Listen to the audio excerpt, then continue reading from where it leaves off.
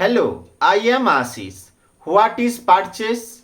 The term purchase is used only for the purchase of goods in which the business deals. In case of manufacturing company, the purchase of raw material and conversion it into a finished goods and then resell it. In case of trading concern, purchase of goods and then resell it. In both the cases, the main objective is to make a profit.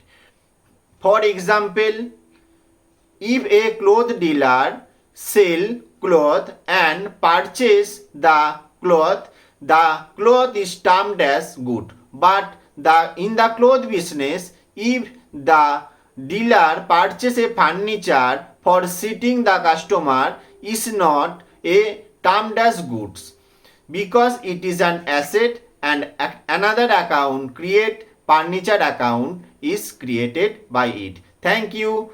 Keep watching.